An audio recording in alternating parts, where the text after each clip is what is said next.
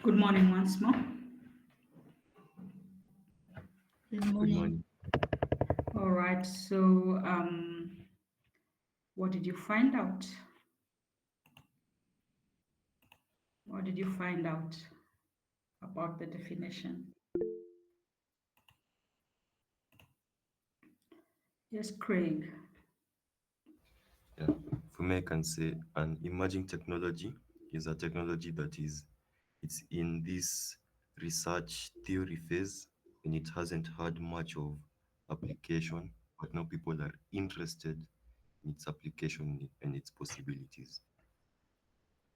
That's true. It's still not at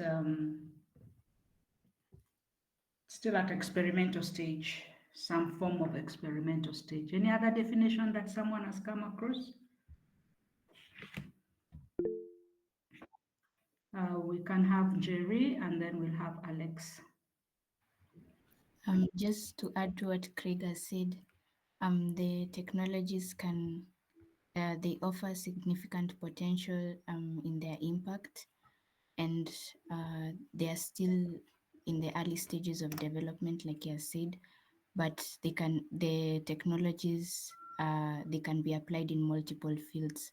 They are not just glued to one field. Yes, that's true. There was somebody else who had raised her hand after Alex. So, Alex, you can go ahead. There was someone else who had raised her hand. All right. Okay, so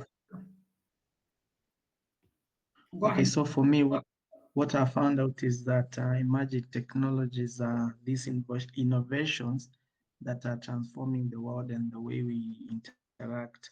And one of the characteristics I've seen is that they are characterized by rapid development and adoption. So, and as Jerry has said, they are across all sectors. It's not just on one sector like technology. So they are in healthcare, transportation, food, and so on. Yeah, that's true. That's true. The application scope is quite wide and there's lots of experiments going on.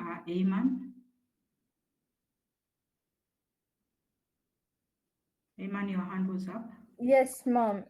Just to add on to what Alex said, the same thing with it has a rapid adoption in the society because with emerging technologies, they have a great impact on society. That's why they're expected to rapidly grow within 5 to 10 years of its invention. Great, that's true. So, if we look at that, then maybe the next question would be what do you think are some of the emerging technologies?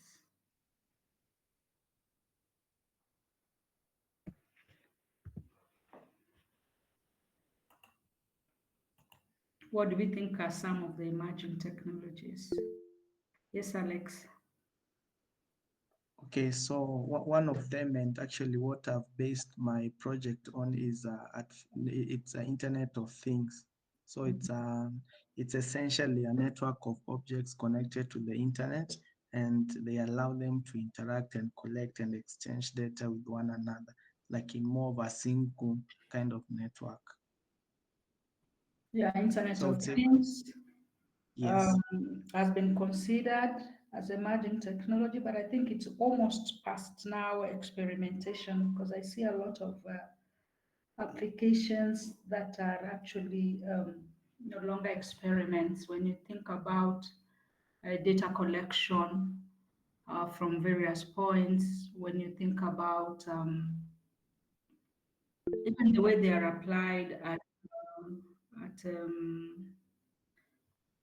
for security, I've seen actually someone who actually the young man was doing networking as a profession, and he told me he has since moved to putting cables in people's houses and all that, to putting in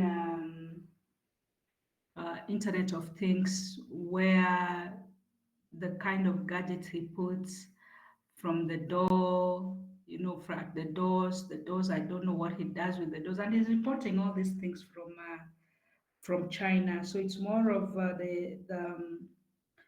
um, the doors plus the security systems, and there's a way he integrates them to secure the house either by voice or by biometric things. And I thought that was quite interesting to see it being applied in the real estate. Yes, Tevin, your hand is up. Tevin Aduma. Yeah. So for me, I'd like to say, uh, emerging technologies, especially in the age we live in, which I would say, agentic AIs. uh, We've seen lots of companies adopting large language models to build agentic AIs. We've seen a lot of the implementations based from the healthcare sector to customer service, where you have background processes that have a bit of intelligence, quote unquote, running multiple tasks instead of having humans carry out these menial tasks that we want to automate. Yeah, but even the large, you could actually view the large language models as still part of AI that is still kind of like emerging. It's still, people are still doing pretty some lots of research on it. Mm. And Stephen, I saw last time you make sure that you answer a question and then you disappear. I got clever a little bit, so I have reports for the last It's my internet. no, My for the internet. last even me, I'm getting cleverer. You guys think you are clever. I'm also clever a little bit.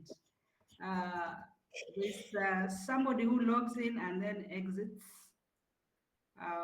I think I sent Mr. Muturi to them because they logged in, just hung around for 2-3 minutes. But it tells me whatever I have added to my Google Meet tells me how long you are actually spending in class. There's somebody who spent 17 minutes only, so I will not count that as attendance. It's my internet. Yes, there's nothing like internet. I know the tricks you guys play. So Kevin attended slightly just at 50 plus. 50 plus.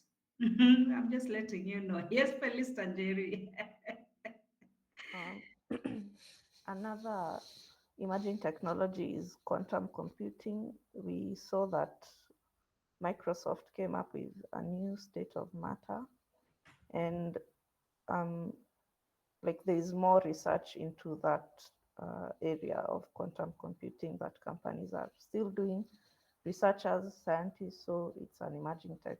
Yes, it is. Yeah, yes, it is. Yeah. What is that you have put there, Tevin? I don't know the slang. It's the name of the project that Njeri is referring to. Okay. Okay, I thought it is another new word. You people always have. Yes, Taylor, it's a smart move. Yes. And then I also saw those ones who log in. I've also marked them. They log in and they disappear. So when the class is over, they are still there. Long after the class is over. So I also have their names. Yes. Mhm. Anyway, these are the things you make us do, students, which is not nice. And I think we talked about why e-commerce thrives in developed countries. The concept of trust, of ethics is very important. And it means for me to do this, I realized something. Yes, Edwin. I think the aspect of military and warfare, we are now using robots instead of actual soldiers in the battles. I think But it has some ethical what's the technology behind robots? I think more of IoT. IoT, AI, all of that. I don't know how many of you saw on social media. I know I shouldn't maybe perhaps refer to it, but it really scared in terms of what technology can do during war times. And there was this clip that was, moving around social media, the use of drones together with IoT, um, what it can do, that you're seated somewhere and this drones can come in and just blow up or things like that. Of course, it was quite scary. So there's the other portion, and that portion we were just discussing today as part of our curriculum, as we're presenting it to the deans, called ethical use, of technology. And even when you think about how we as youth using our technology. So yes, it's emerging tech. It can be used for many things, but how are we using it? Are we using them socially correct and things like that? Yes, and Jerry. I There seem think, to be two Jerrys. yeah, there's two injuries. Okay. We can talk about blockchain technology. Mhm. It's a fairly new, okay, it's not, yeah, it's a fairly new technology and it's being adopted really quickly. People are accepting it more and using it more. And there is more research and more applications that are being built, such as DeFi applications. Yeah, I think it's an emerging tech. Yes, it is. And I think in one of our few slides, we'll be focusing a little bit on it, especially because of its applications or its possible application for governance services. And you'll see the topic that I have put today is what these emerging technologies that are there, what can they be used for, for both, maybe I should remove the public services and just leave it at applications because it's not just public services, but there's also what the private sector is doing with some of these technologies. But sometimes you see that when technologies are stable, then governments, because government services are impactful to societies, then it will most likely spur. If you remember the theory of adoption, then it spurs a lot of trust, a lot of comfort that that technology is a good technology. Yeah. So thank you very much for your participation on that. So this is what I came up with in terms of some of the definitions I got that it's not yet fully developed on or not yet been fully adopted. Yeah, in the sense that it does not have a critical mass. So, like if I pick what the last Jerry has just talked about, blockchain, we've seen experimental projects about what it can do, but we still cannot say we have reached at that break-even curve, where we have the more than 50%, and so we are just now pulling the late adopters and the laggards. I still believe that we are still on the left side of the curve. When you look at the curve looking at you from the computer. And so they've not yet really reached that critical mass. There's still doubts of the technology, what it can, is it safe to use, and things like that.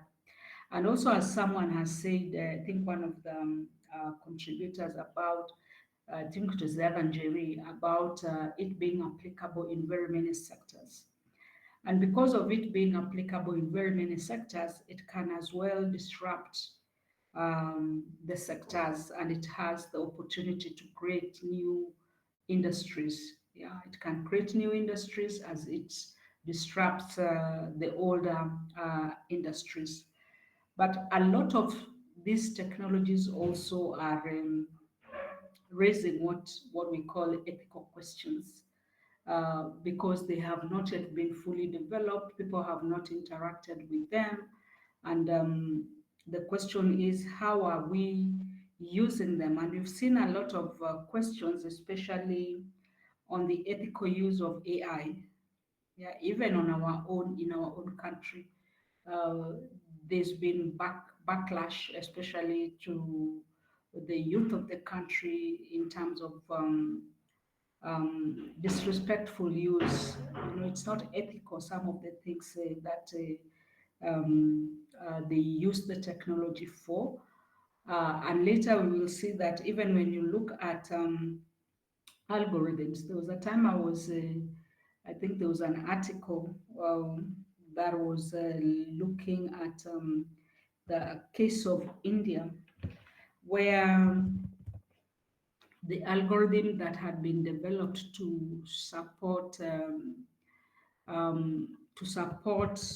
the government's effort in distributing. I don't remember whether it was what the distribution was about, but I remember it was about um, either food or something. Yeah. Yeah, and I'm just going to share it. I think I found it out because I had shared it with one of our colleagues on WhatsApp, just discussing what are these things we see that are emerging as technology moves on. And that algorithm was actually said to have denied very many people food.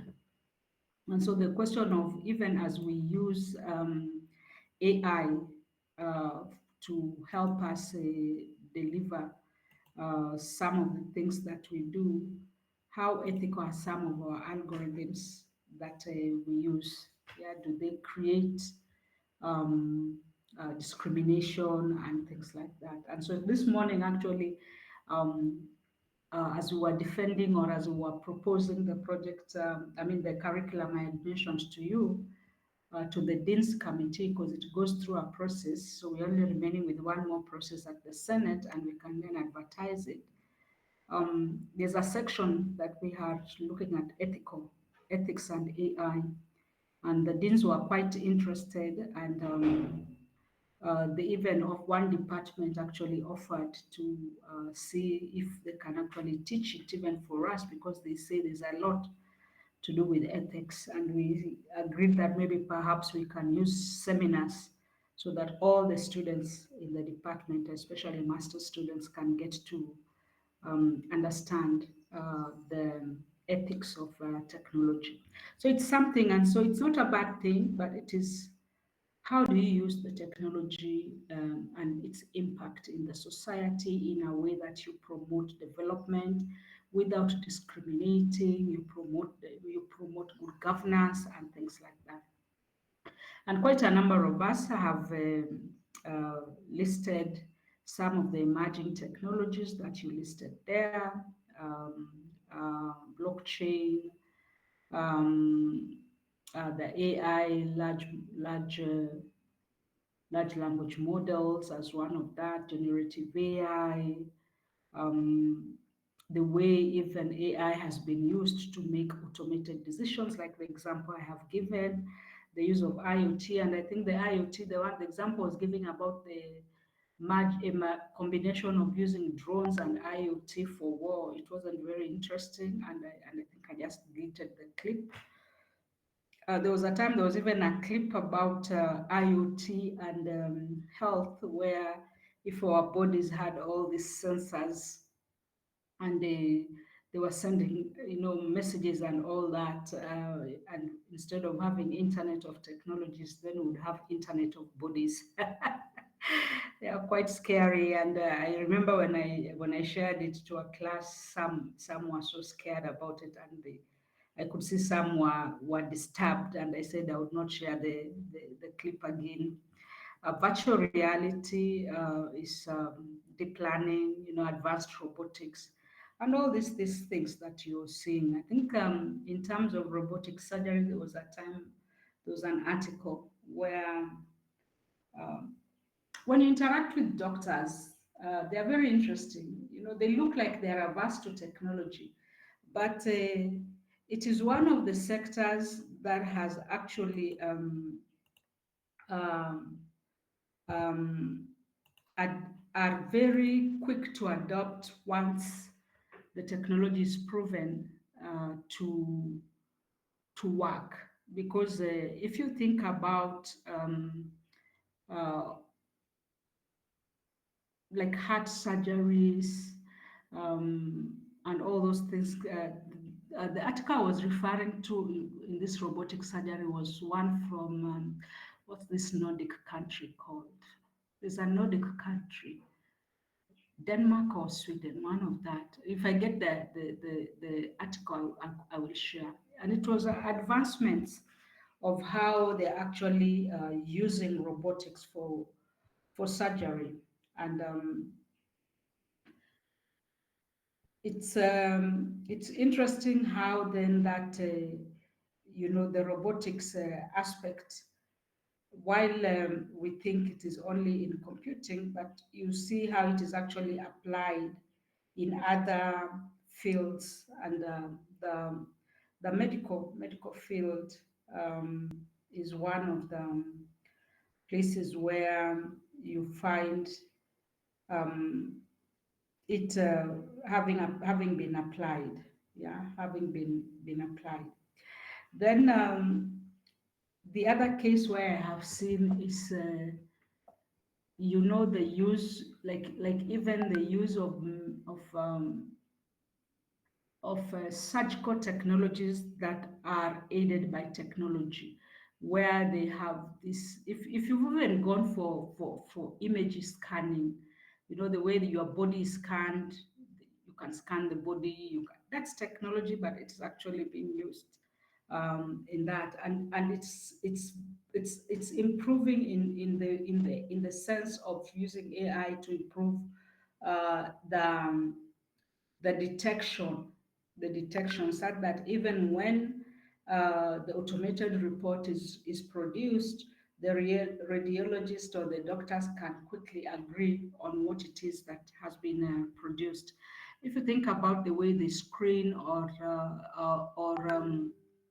when you're going in for, when they screen you for, when they want to screen your colon, it's actually a camera. There's a small thing that, of course, you're put to sleep a little bit, and it goes through your mouth and comes out through the other side, but it collects a lot of data for your body. Yeah, and you can see all these things are technologies that started as experimental technologies, but with time they have stabilized and they become widely adopted, and then that helps them.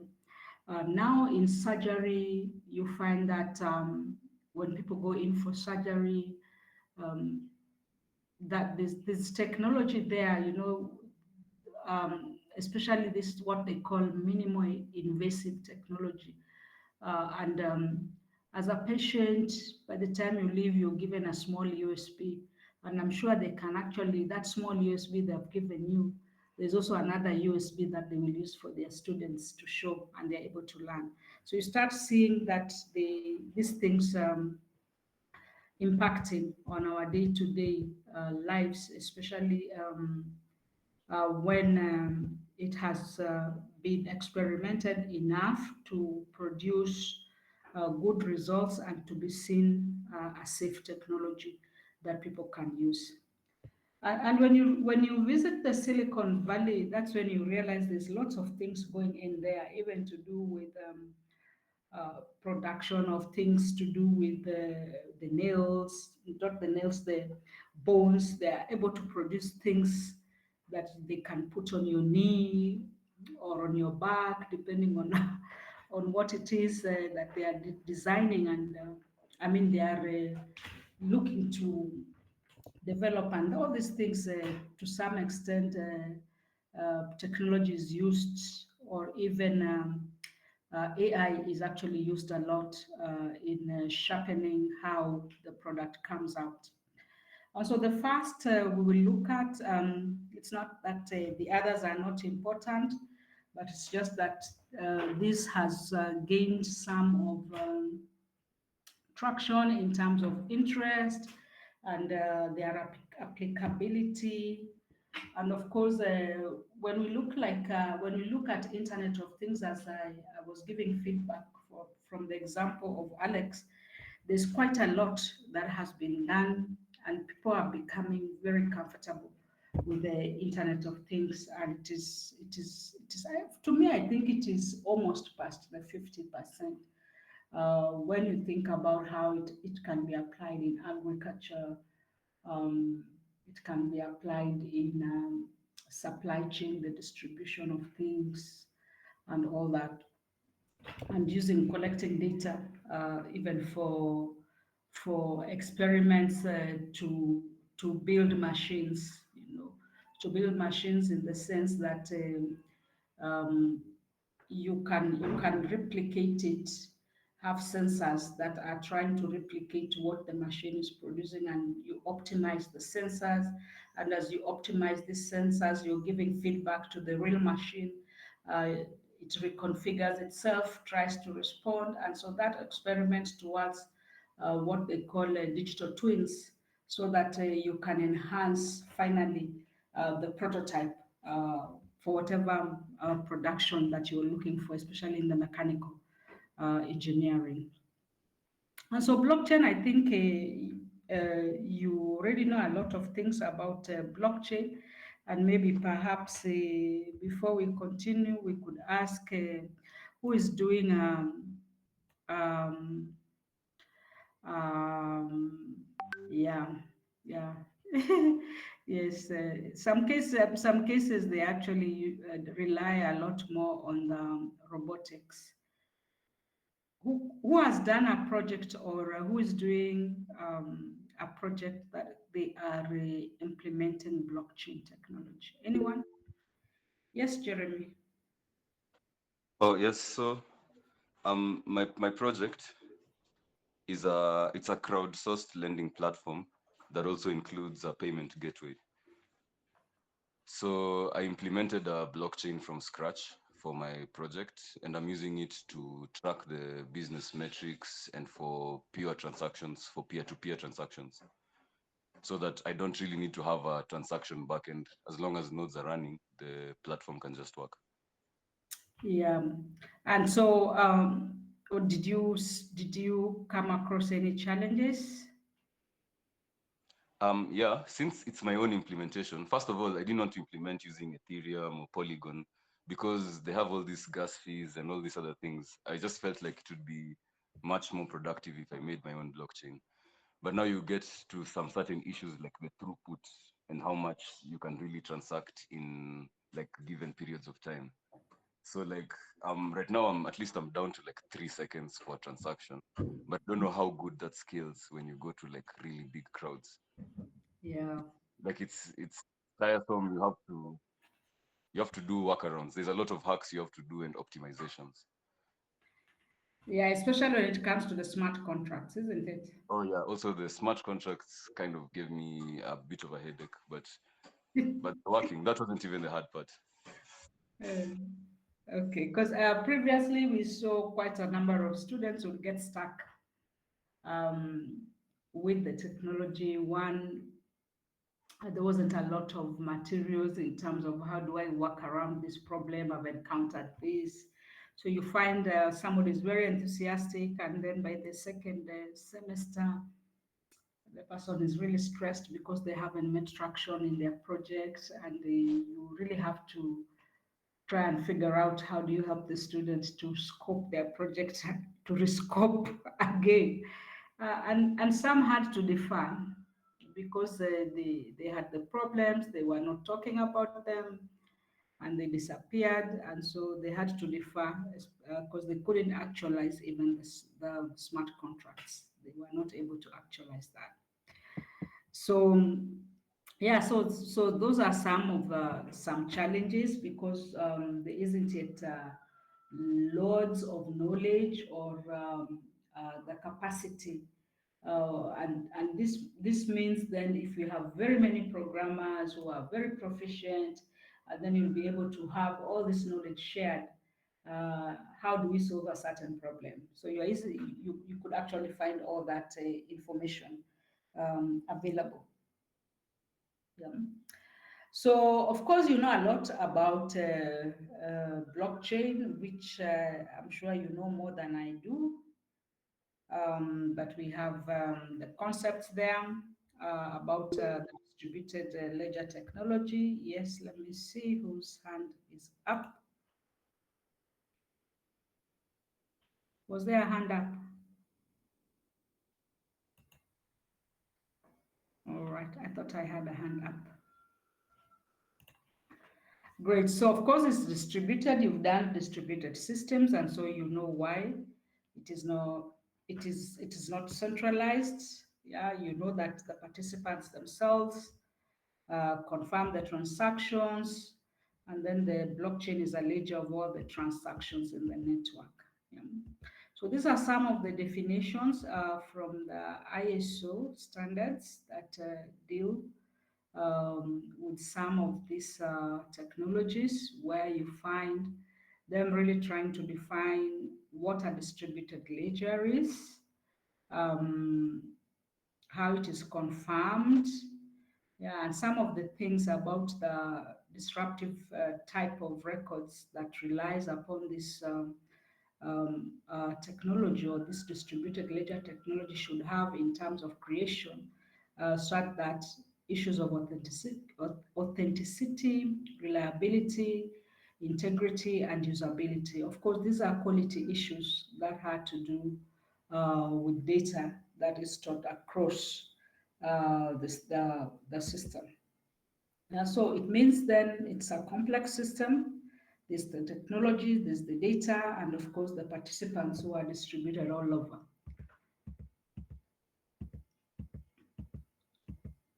And then the four main components, of course, the ledger itself, the cryptographic functions that ensures the integrity and security of the information, the participants themselves, and then what is known as the smart contracts, the logic behind whatever transaction that you're trying to automate on the blockchain. We've seen a few of our students, even at the master's level, trying to assess what the companies, even in Kenya, are using this technology. And you find they are really not using the technology. Yeah, they have not yet adopted the technology. I don't know whether they are still fearful of data. Like for example, like in government, the rules for the government is that government data is sovereign, and because it is sovereign, it cannot be held outside the boundaries of the country. And so you can see some of the inhibitors, or for some of these technologies, because you see, if you're going to use the blockchain, you may not know where the other participants are. Yeah, and so um, it could be one of the hindrances, the legal requirements of sovereignty for data and things like that. Yeah, so those are the four main components. And maybe the question is it really tamper-proof? I'd want to hear your discussion. Is it really tamper-proof? Jeremy, you're the one who has been experimenting, and anybody else who has read about this. So tamper-proof, it is technically tamper-proof. It depends on how much nodes one person is controlling. But at the same time, for majority of the cases, it's tamper-proof because it's a gossip protocol of sorts, how the message gets to other chains. And if your block is invalid, you won't calculate the nonce. It will destroy that block. It won't be added to the chain. So far I've tried to hack it on my own development testing, but I've not been able to hack it in any way. So I'd assume it's tamper-proof. You'd assume it's tamper-proof. Yeah. But do you believe that anything made by man can be tampered with? Yeah, true. At the end of the day, it's night. Yeah, for me, I always believe that anything made by man, you can always tamper with it. And so I am always wondering, these guys who brought the technology, do they know what it is that they can do with it to tamper? Because you can imagine if they have access to data for nations and all that. And I'm sure you've seen that data is very important, and that's why, well, like, what is the name of this guy of WikiLeaks who was, Snowden. yes, yeah, so data is very sensitive for governance issues. So I always think that okay, for me, I always think there's something that it's not 100% tamper-proof. You can always tamper with something that maybe we haven't discovered how to tamper with it. Um, I don't know. Someone has raised a hand. Let's hear the. This is who? Ryan and then Jeremy. Well, I think blockchain for now is tamper-proof, but there was speculations on quantum computing, and in case quantum computing is hacked, whereby like it's able to perform the complex calculations at really high speeds, it could be a problem with how security is ensured in blockchain. For example, the proof of work algorithm, where it solves the cryptographic puzzles. So some deep mathematics that has to be done by the different nodes to ensure that everything is working correct. Not to get into too much details, but now quantum computing with its speed and how it breaks down the complex calculations, some people think it might be able to solve the complexity in solving the puzzles. So that's a threat, a potential threat, but at the moment it hasn't been realized. Jeremy, you wanted to say something? Yeah, I was actually going to mention quantum computing, but Yeah. I really don't trust the science behind quantum computing yet. I just think it's nothing but Yeah, it's normally when with things with emerging technologies, sometimes they wait and see. Sometimes people take the approach of wait and see. Let's see what happens. Blah blah blah. Um, and it just makes you realign yourself with the Rogers definition of innovation. Yeah, you clearly see where you're placed. Are you within the first 2.5? Are you able to see what you can do with the technology early enough so that you have some, space in it? By the time people agree to use this technology, or by the time the technology is well accepted, and you already have a niche, or are you a skeptic and you are waiting to see what happens? Let's have Roman, and then you can have Iman.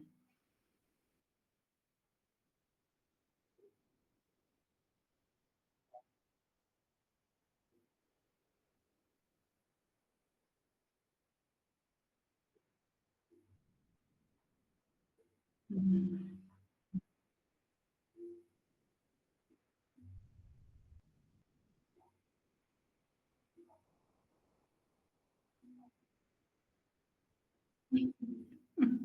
There's possibility that if effort is, maybe perhaps it's what information is there for us. For those who like to tamper with the systems, to tamper with it. I don't know. Amen. Because for every hacker, there must be some motivation behind it anyway. Yes, Amen. Ma'am, I'm thinking about it from the user's perspective. For example, if I had bitcoins and the way I can access it is via my phone, and I've heard in like some in some first world countries, like they pay via blockchain technology for like some utilities like the bus, train, and all that. So what if I am outside and I forget my phone or something happens to my phone? Won't that be like a liability to me? I don't know if it makes sense. Um, I'm not sure if it was a question Yes, or so like with what's the blockchain, question? with most what I meant to say, we're talking about like emerging technology, right? So what if like M-Pesa right now, okay, most establishments have accepted M-Pesa as a mode of payment. But what if I go somewhere and the only mode of payment they have is M-Pesa, and I can't access my M-Pesa at that time? Let's say the device I'm using has an issue, or I forgot it, human stuff, And and I you will don't. not get the service. So that becomes a limitation to you. That's a use limitation. Yeah, that becomes a use limitation. Yeah, but you can see that Jeremy is almost agreeing with me that the majority holder can actually try and can also try and manipulate. I don't know. Yeah, so there are normally very interesting stories around this blockchain, cryptocurrency. Um, I don't know what other else. Even yes, say something, then I'll try and remember the story about a gentleman who disappeared with people's wallets. Yes. I think blockchain, in most cases, it might be a sense of well placed when you want to verify authenticity of something, of a user or a process. For example, in the court, in the high court, most of the documents usually come out with barcodes, and then those barcodes are connected to some form of blockchain on the other end. So if you use it in the sense of if somebody is trying to gain access into a system, if the system has blockchain in the back end, it will take a hacker more time. And now, in collaboration with other systems for intrusion detection, that way blockchain is not serving as a defensive or a protective module. It's just to make the process of gaining access to a process or a system more more time, so that it can be detected on time. But it's not used for clearly as the only defensive mechanism. I think it works best in collaboration with other modules. Yeah, so I can see also the chat is getting active, and maybe um, these are things that you can discuss in your groups as you think about what really are these technologies, the emerging technologies, and we should, as we when we leave school, what are we going to try and do about them? You know, is it an area that we are interested in? Do we think that it has potential? And if it does, do we want to have the skills, and where does it put us when we have the skills? We later see that perhaps when you do have the skill, you become among the fewer percentages who can be relied upon in organizations to push the adoption of these things here.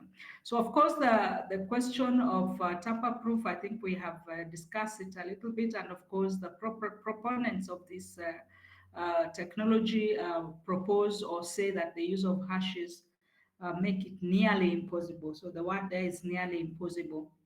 Yeah, but of course, the selling point of this distributed ledger technology is the aspects of transparency and security.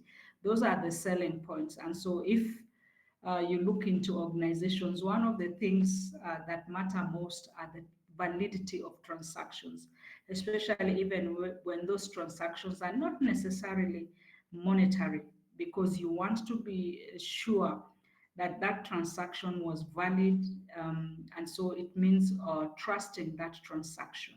And we'll see shortly a few examples where um, uh, where this technology can be used, especially for governance, and where it can actually bring in maybe perhaps some sense of agreement. Yeah.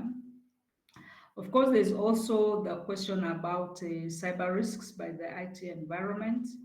Of course, if you design your system poorly, it means then it's vulnerable. Yeah. So again, understanding um, what environment surrounds the blockchain technology, and ensuring that it doesn't have technological weaknesses, penetration access, so that hackers are not able to do that, to get access to your system.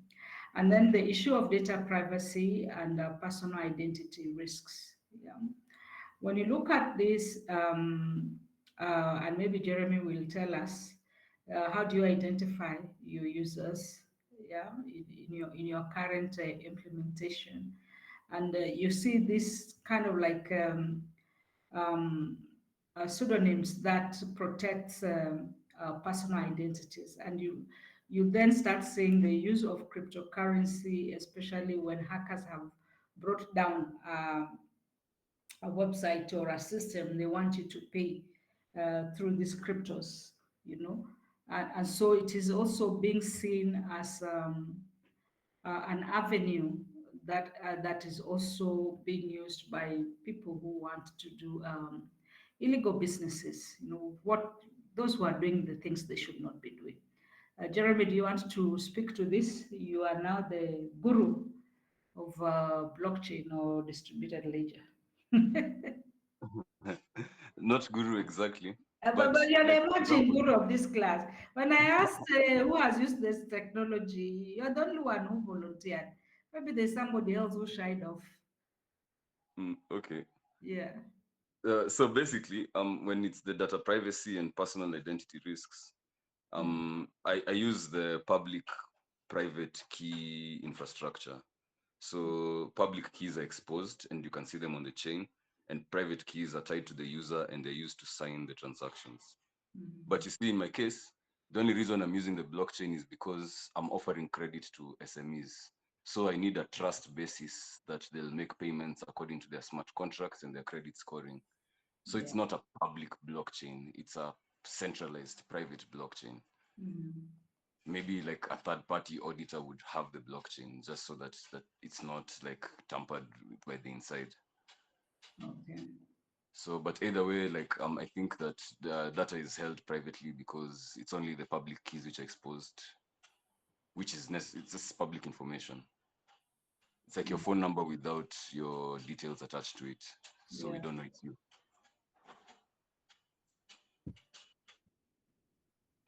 Great. So yes, someone else has raised their hand. Yes, Roman.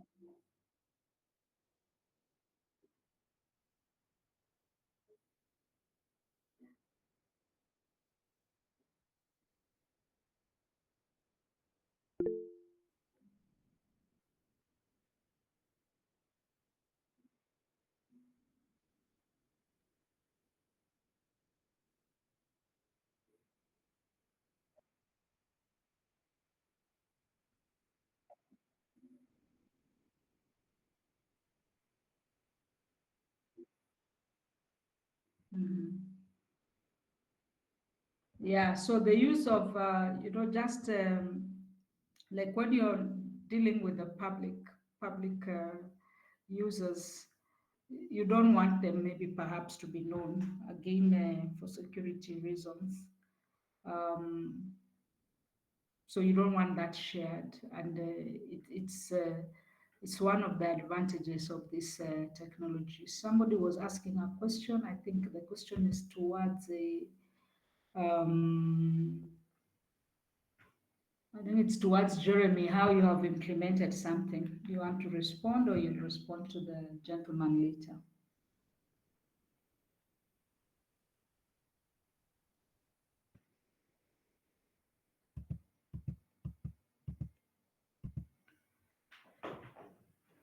All right. So what are companies doing with blockchain? As you can see, there's quite a lot of interest in the use of blockchain in the financial sector. And as an example, we have seen here one of our students, Jeremy, trying to see how he can apply it. Yeah, how he can apply it and create some payment system from SMEs, and create also some form of trust. So there's a lot of this that is happening in the financial sector, and more so because they perceive that the transactions on the network are going to reduce the risk of fraud, the risk of anyone just carrying out the transactions, and so fraud and costs that are associated with typical transactions when you use the blockchain technology or the distributed ledger technology. There's perhaps a reduction of that risk. How are governments using, or what is the public sector using digital ledger technologies for? Of course, because of the aspects of trust and security and the perceived difficulty with which transactions can be tampered with, then they are seen as technologies that can actually reduce corruption, restore trust in public institutions, increase transparency. And so if they do that, and also because of the anonymization of the participants, then there's also likelihood of increasing the citizen participation. So when we see governments trying to introduce this, then we are able to say maybe perhaps they are looking at enabling one of these aspects that are associated with technology when it comes to government services. What are governments doing with this? So these are some of the cases and some of the um, countries that I read about uh, with what it is that they are doing with the blockchain technology. So we have public procurement, where you have tender systems and all that, and people then are not able to tamper with. The stock exchange in Chile, Mexico, Estonia is actually using it a little bit with e-residency to attract entrepreneurs so that you can actually be a resident of Estonia without necessarily leaving your country. Yeah, but you become an e-resident and you can do your technological startup things even from wherever you are. And they're also using it to manage identity or the digital citizenship. So that's one of the countries that I read about them really embracing the distributed ledger technology in their public services.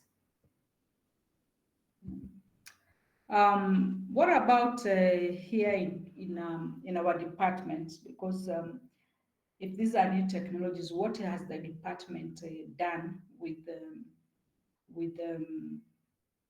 with this technology? We have seen a lot of projects that have been done in e-voting. Sorry, allow me to. I had not put my phone to.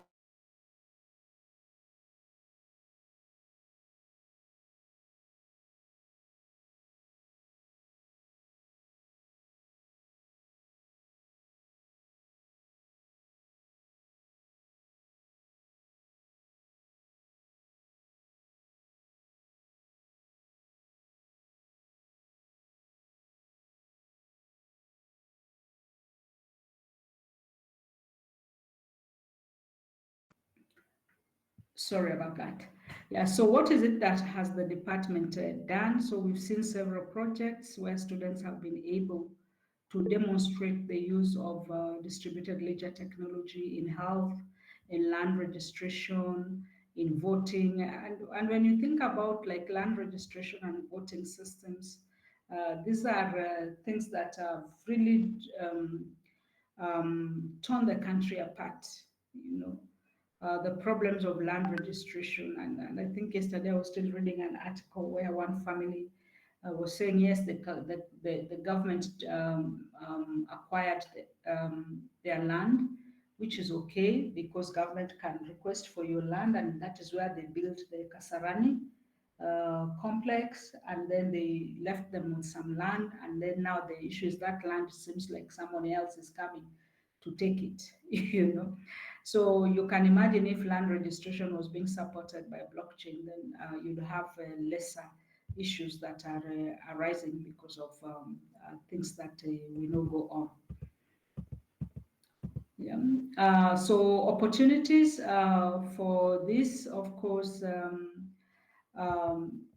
the opportunities that make this technology attractive is data integrity assurance. You know, the fact that um, you are able to know who has done what on your data, yeah, for public like if it's a public record for health and things like that.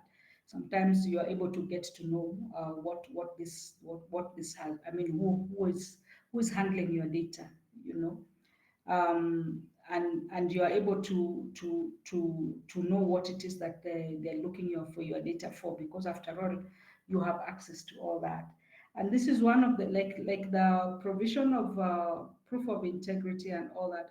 When we look at health records, it also comes into the issue of how do we share our health records. Sometimes you find, like when you're in an emergency situation, your records maybe are in one hospital and you'll end up being admitted in another hospital. There's no way of exchanging the information. And so perhaps if citizens had access to their health records stored in this ledgers, they could actually be able to share at their own will with medical persons. Then the issue of streamlining service delivery and lower transaction costs is an opportunity, yeah, especially the immutability of the distributed ledger, and being able to see, for example, like in the land registries, there's lots and lots of legal cases that are been going on, where you find a piece of land has two titles. So who is the real owner? And you take the many years in court just to understand really who was the owner. Yeah. So if this technology is able to deliver such services, it means then they can streamline these services, and people would trust what comes from the government. And of course, the potential for public-private partnerships is always there, where you can agree how to hold the records, how to participate in those partnerships, and how to use the technology to ensure that whatever you develop is secure. And one of the examples given there is the payment and settlements. And I think it maybe aligns to what Jeremy is doing, which is about settlement, you know, paying their debts, given maybe the loans that they have been given. Improving transparency, again, everybody gets to know. So if I'm buying a chunk of land, if I become we read here the newspapers, there are all these people with very big chunks of properties all over. Yesterday, I read an article about somebody who has lots of property in Dubai, and the persons who are selling them were just giving the story about it, and it was interesting that the person actually came from Kenya. Yeah, so you are able to know, when if your things are getting changed and you're not aware, then you can know that something is happening. But when you are aware, it means that you are part of the decision. Then we have these systems that are using AI to assist decision making, like the one that I gave you an example in India and the problems that they follow. So we have lots of opportunities, especially to use AI without the intervention of human beings, because sometimes the human beings come and they manipulate things. Yeah. We've had, if you read the stories, you are able to see a lot of stories concerning where gaps are in government systems. And so there's opportunity for use of AI in administrative services and hence automated decision-making systems in governments. And so you have all these possible areas that you can use AI to provide service for. Yeah. In health, you could actually use it to find your patients, where did they disappear to, for tax, who is not remitting proper tax. You are able to figure out how much their income is from their expenses and all that, and then against maybe perhaps what they are declaring, you may see some gaps. It's an example in Singapore, what they are using. They're using chatbots in Singapore to converse with the citizens. Just to feel that you're being served correctly without necessarily being asked for kitu kidogo. Kenyans, and they baptize them. It took me a long while to know what is yamacho. Yeah, you left your car parking, you already paid, and somebody asks you, nipe yamacho. It took me a very long while to understand what that was. Yeah, maybe AI can be used to solve some of these problems. So these are some of the potential benefits that are there. It can improve flow of information. Yeah. How can such systems be used by Kenyan communities to deal with climate change adaptation? Maybe there's some. That time there was a lot of water all over. We got to know there were even islands in Mukambani. Somewhere I don't know where people are stuck in an island.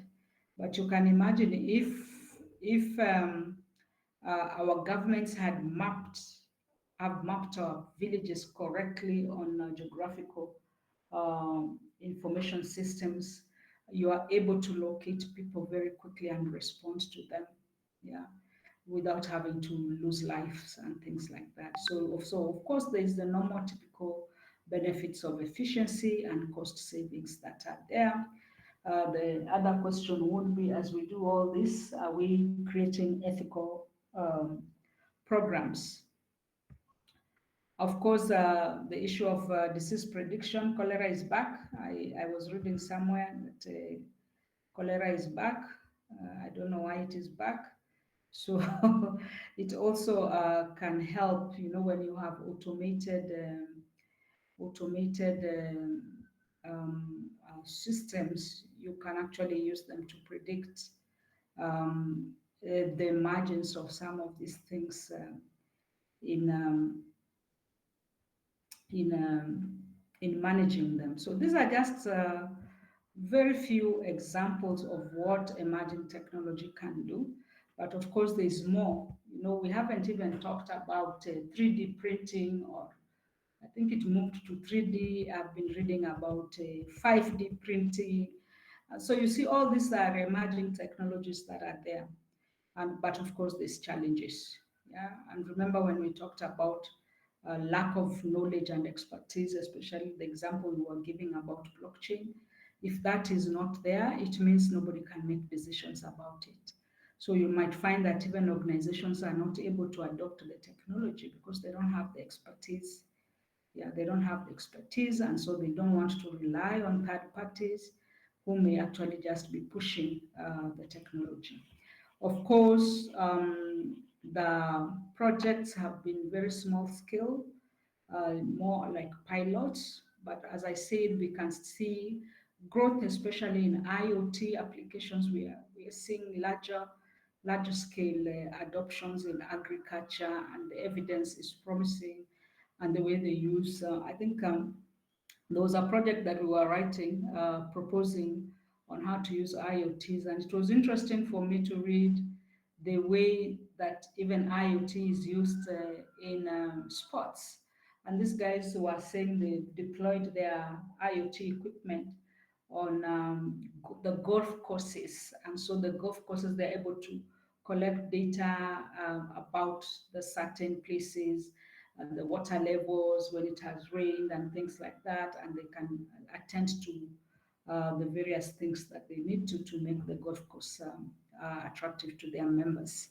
So the issue of scaling up is still a problem with some of these technologies, especially in the public service. Yeah, so the issue of vendor driven is normally very interesting, where you have vendors pushing a technology to the government. And if you have been reading, sometimes you'd find that some companies have even been blacklisted, because what they do is they go sell a technology, but actually sometimes that technology is not very appropriate, or it is not going to be useful. And so the government spends a lot of money for a technology that they're not really needing to use at that particular time.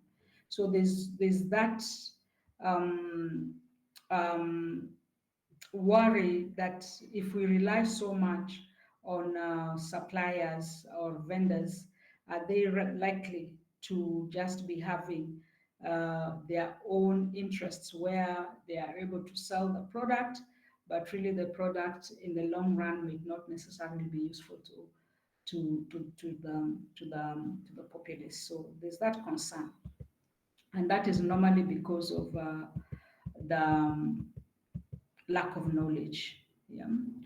So this is the case about biasness of how we design the algorithms. And so we need to be aware about the biasness that is there, and that is the article that I came across, which is well documented by Al Jazeera. But you can see, I don't know, there were rumors that even I'm not sure, but do we have any evidence that Kenya has used algorithm-based solutions to provide government services? I haven't seen any evidence. Anyone who knows any platform that has been developed using that can fall into this kind of case? I don't know myself. Anyone? But this is what I came across as I was doing my research. And you can see then that as developers of algorithms, we need to be sensitive, such that we know what is the intention. Yeah, but is there a possibility that our algorithms are actually creating biasness, or the errors? Or are we embedding even corruption in some of these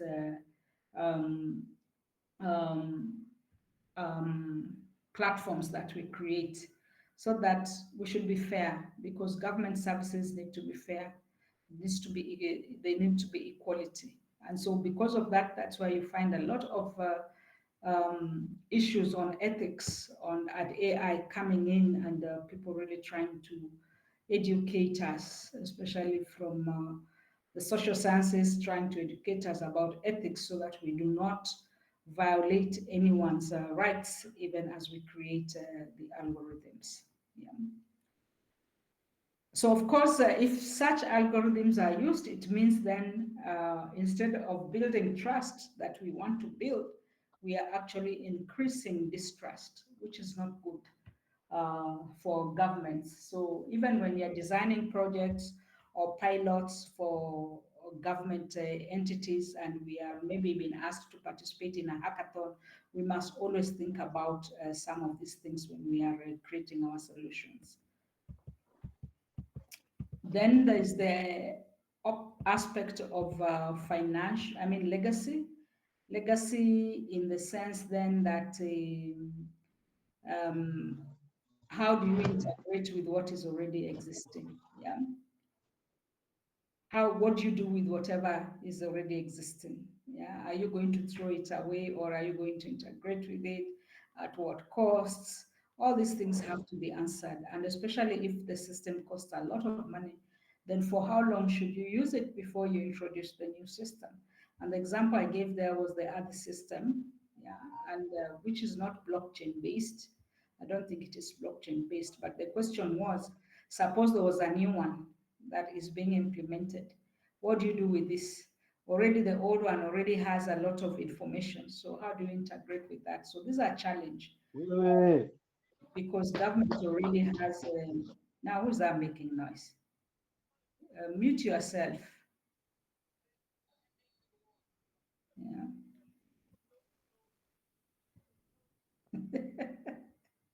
Yeah, so what do you do with legacy data? What do you do with such legacy data? So, who is that? Can you mute? Who is that I mute? Who is that? Grayson, Brayson. Yeah, mute yourself, Brayson. Where?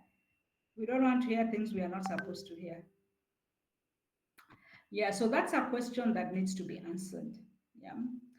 Um, Sometimes we hear projects that are supposed to be cost savings, but essentially sometimes they become cost sinks. So even as we propose this, yeah, could we actually be, again,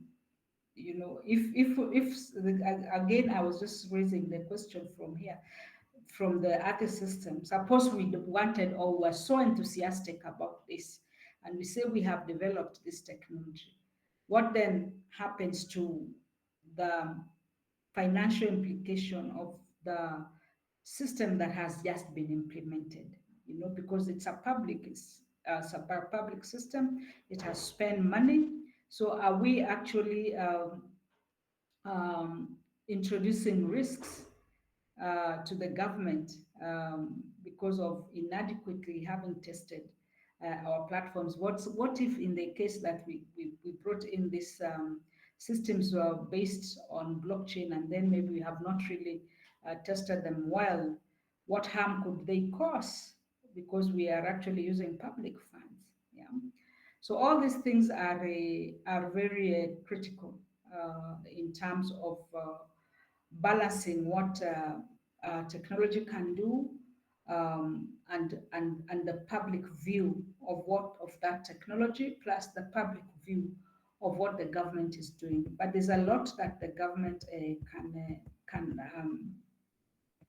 get from some of these technologies. Of course, there's the challenge of scale. Like, for example, what would hinder the government from scaling up voting systems that have been piloted by students? Yeah. How can the government scale this? Then you'd come into the issues of do they have even the budget allocations? The questions that maybe perhaps we have not even raised here is about sovereignty. Where is the data being stored? Yeah, is our data going to be locally stored? Then we can have locally enabled blockchains. We just have servers locally here for each county. I don't know. So those are things that are important to consider. Consider the laws about public-private partnerships. When you think about that and the kind of solutions that sometimes are brought, you find that sometimes public-private tends to favor multinationals, yet we know that universities are bringing in innovative solutions. We have iHubs. How can this then be considered and still manage the problem of scale? Because again, as a government, you don't want to deploy something that has not been tested. Yeah, yet we have innovators who have who have developed solutions. How do you balance the two? It's a challenge that the government and the administrators have to think about, and even the proponents of these technologies. Yeah. These are some of the things that I just wrote there, technologies to watch for. Of course, they are not the only ones.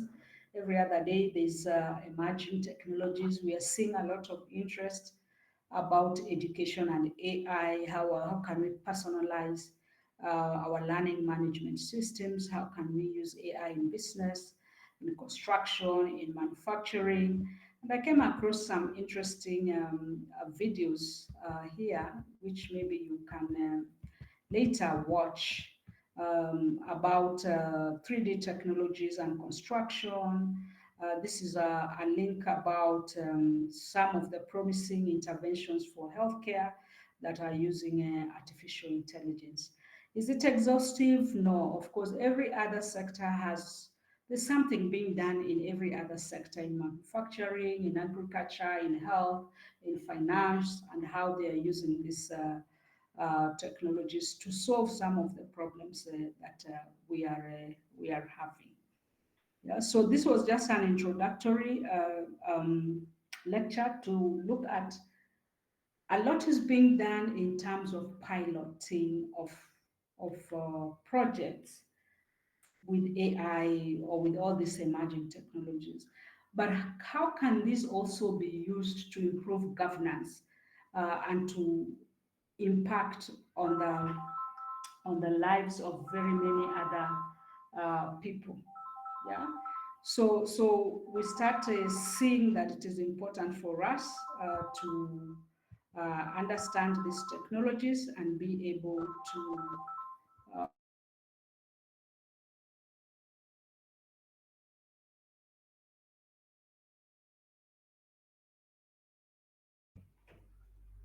sorry, I know we are on the last slide, and this is somebody who are supposed to have come here earlier.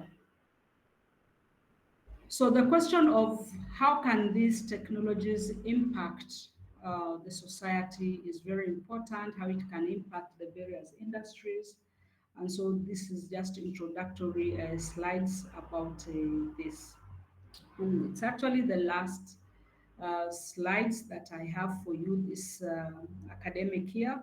So the question is, what next? What next is that we have one pending assignment, which I will upload today.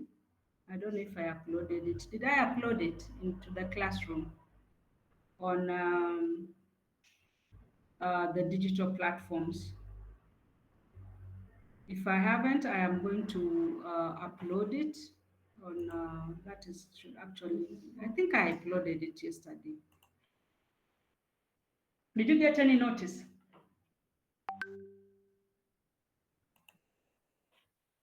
No, Hello? we didn't. No, No. you didn't. Okay. So I will upload it because it should be an assignment. Maybe I just saved it as PDF on my machine. So that leaves us, so tomorrow you will start winding up. So tomorrow we don't have a class, but we must be ready on Tuesday. On Tuesday, I hope, I don't know if you have you'll be having the 11 o'clock class, but we could agree if on Tuesday, if you don't have the 11 o'clock class, then we can start at 10. But if you have the 11 o'clock class, because on Tuesday I want us to make presentations. We are making presentations on the social network analysis assignment. You remember that assignment? Yes. Yes, it has Yes, been yes. pending. Yeah, that assignment has been pending. So we need to make presentations on that. So we'll liaise with, what is her name? The class rep, just to confirm. If we don't have class, then we can make it a double class and be complete. If you do have class, then we have to do it on Tuesday and Wednesday. Yeah. So we can stop at that so that I'm able to attend to this person who has just come, and they were supposed to have come a little bit earlier to do some work that they needed to do. I will upload the assignment later in the afternoon. Thank you very much.